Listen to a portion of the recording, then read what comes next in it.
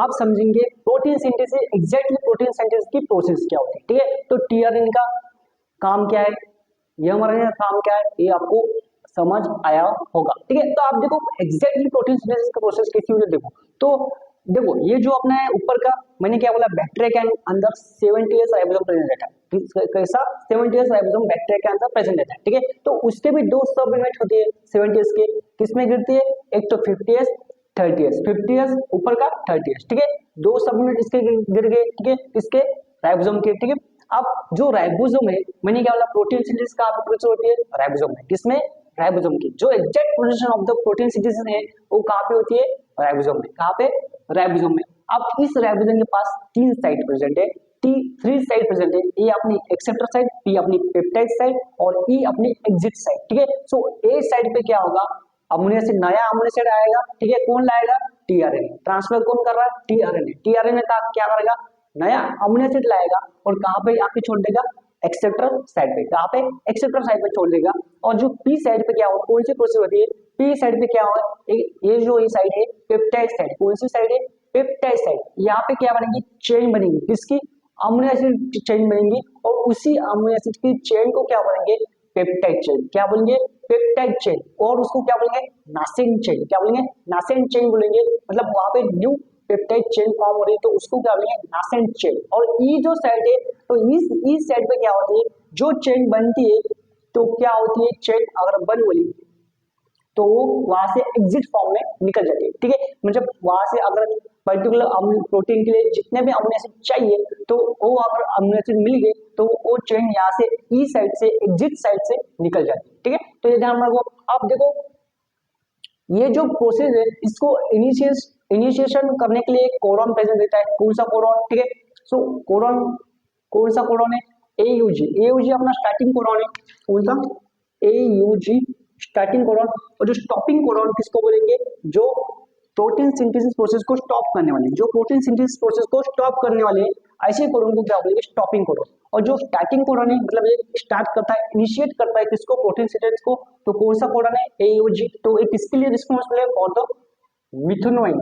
मिथेनोइन जो amino acid है इसको डिनोट करता है। मैंने क्या बोला, पर्टिकुलर अमीनो एसिड के लिए पर्टिकुलर कोडन रहता है। ठीक है, तो एयूजी जो कोडन है ट्रिप्लेट फॉर्म में प्रेजेंट है, ये किसके लिए रिस्पांसिबल है, फॉर द मिथेनोइन प्रोसेस। मतलब जो मिथेनोइन अमीनो एसिड है इसके लिए ये जो एयूजी कोडन है रिस्पांसिबल है। ठीक है, तो आप जो स्टॉपिंग कोडन, स्टॉपिंग कोडन किसको बोलेंगे, जो प्रोटीन सिंथेसिस प्रोसेस को स्टॉप करते हैं, जो प्रोटीन सिंथेसिस प्रोसेस को स्टॉप करते हैं, ऐसे कौन से कोडन है, ध्यान रखिए, कौन से, यूएए, यूएजी एंड यूजीए। ठीक है, तो ये आपने क्या हो गया, स्टॉपिंग कोडन।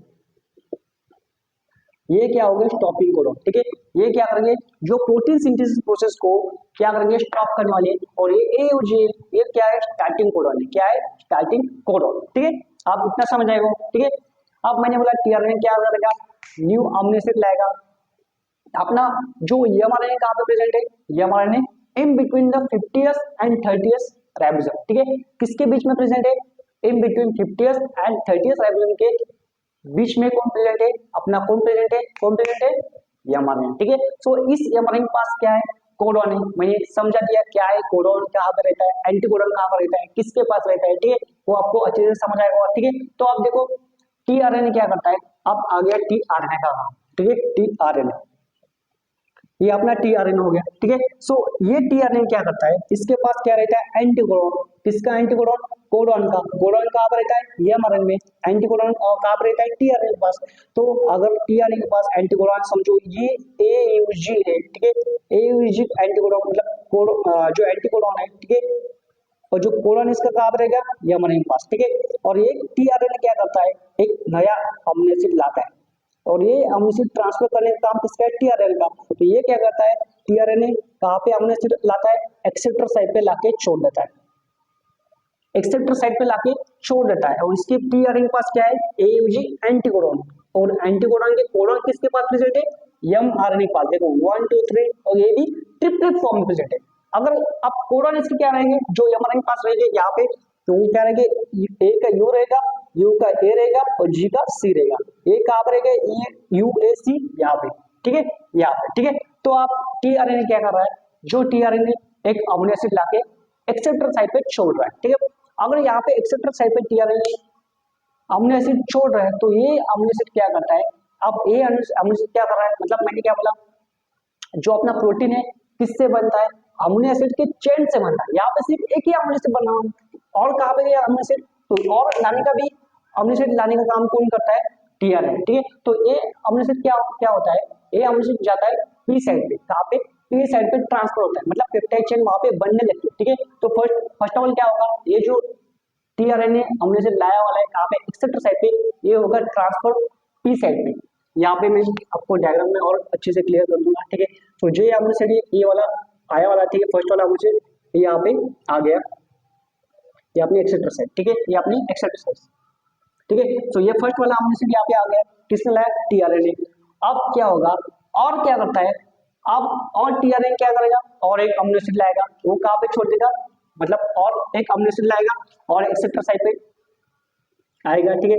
और एक अपना सेकंड वाला अमीनो एसिड आ गया, ठीक है, सेकंड वाला अमीनो एसिड आ गया, ठीक है, फर्स्ट वाला ये वाला, सेकंड वाला, और टीआरएनए लाया वाला है, ठीक है, अमीनो एसिड। तो ये क्या होगा, अब क्या होता है, यहाँ पे देखो, यहाँ पे थोड़ा कंफ्यूज होता है, क्या आप देखो क्या होता है, ये अगर अपने को चेन बनानी है कि ये कहाँ पे पी साइड पे, तो क्या होता है, यहाँ पे ट्रांसफर होता है अमीनो एसिड का। देखो ये जो फर्स्ट वाला जो अमीनो एसिड आया था वो कहाँ पे गया था, कहाँ पे गया था, पेप्टाइड साइड पे गया था, ठीक है, यहाँ पे पी साइड पे आया।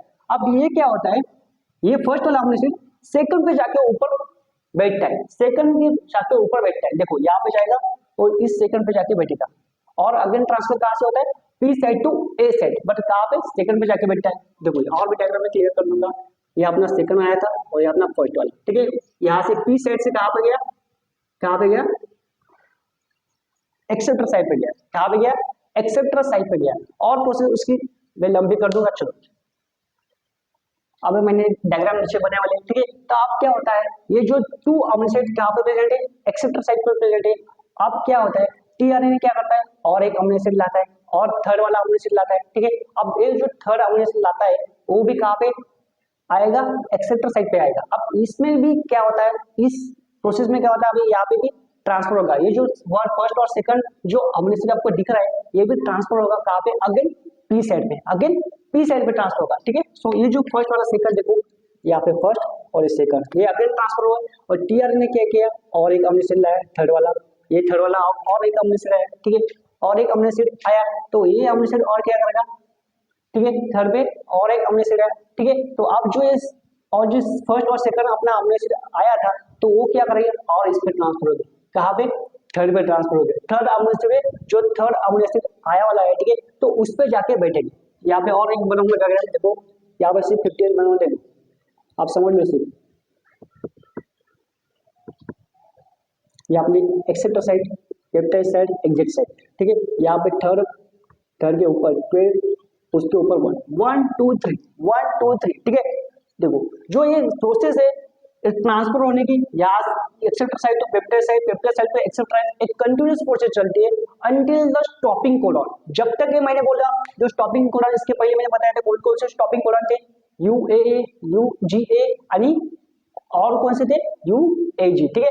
और वो स्टॉपिंग कोडॉन अगर आ गया, उसमें से कोई स्टॉपिंग कोडॉन अगर आ गया तो क्या होगा, प्रोटीन सिंथेसिस की प्रोसेस वहां पे स्टॉप होगी, क्या होगी, प्रोटीन सिंथेसिस जो प्रोसेस है वहां पे स्टॉप होगी, ठीक है। सो ये जो प्रोसेस है कंटिन्यूस चलती रहेगी अंटिल द स्टॉपिंग कोडॉन, जब तक आएगा नहीं, ठीक है। तो क्या है, पेप्टाइड साइड तो पहले क्या होगा, और एक बार बताऊंगा क्या करता है, जो ट्रांसफर आने क्या कर रहा है, यहाँ पे एक अमीनो एसिड ला रहा है, ठीक है, एक अमीनो एसिड लाता है, वो क्या करता है, यहाँ पे एक्सेप्टर साइड पे लाता है, ठीक है। सो ये जो अमीनो एसिड फर्स्ट वाला अमीनो एसिड है अगेन ट्रांसपोर्ट है पेप्टाइड साइड पे, तो वहां पे ट्रांसफर होने के बाद तो क्या होता है, देखो फर्स्ट वाला कहाँ पे गया था, पेप्टाइड साइड पे, देखो पेप्टाइड साइड पे फर्स्ट वाला आ गया, ठीक है। और टीआरएनए क्या करता है, और एक अमीनो एसिड लाता है, और क्या करता है, एक्सेप्टर साइड पे छोड़ देता है, ठीक है। सो एक्सेप्टर साइड पे सेकंड वाला अमीनो एसिड आने के बाद क्या होता है, जो फर्स्ट वाला अमीनो एसिड था वो क्या होता है, अगेन ट्रांसफर होता है सेकंड पे, अगेन ट्रांसफर होता है सेकंड पे, मतलब एक्सेप्टर साइड पे जो सेकंड वाला अमीनो एसिड प्रेजेंट है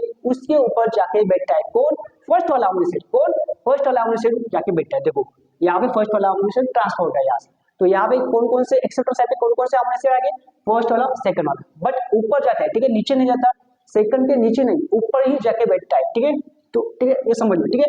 अब एक्सेप्टर साइड पे कौन आ गया, फर्स्ट वाला सेकंड वाला अमीनो एसिड। अब ये जो फर्स्ट वाला सेकंड वाला अमीनो एसिड अगर थर्ड वाले के लिए अगर अमीनो एसिड ला रहे हैं, ठीक है, अगर टीआरएनए अगर थर्ड वाला अमीनो एसिड ला रहा है तो क्या करेगा, क्या करना पड़ेगा, ये जो फर्स्ट वाला सेकंड वाला जो अमीनो एसिड जो एक्सेप्टर साइड पे बैठा वाला है वो क्या होगा, ट्रांसफर होगा कहाँ पे, पेप्टाइड चेन मतलब पेप्टाइड साइड पे, ये दो फर्स्ट वाला सेकंड वाला पेप्टाइड साइड पे जाके बैठा वाला है। क्यों, क्योंकि और एक टीआरएनए क्या कर रहा है, अमीनो एसिड ला रहा है, ठीक है, थर्ड वाला अमीनो एसिड आ गया तो और जो पेप्टाइड साइड पे जो फर्स्ट वाला सेकंड वाला अमीनो एसिड प्रेजेंट है वो क्या होगा, ट्रांसफर होगा कहाँ पे,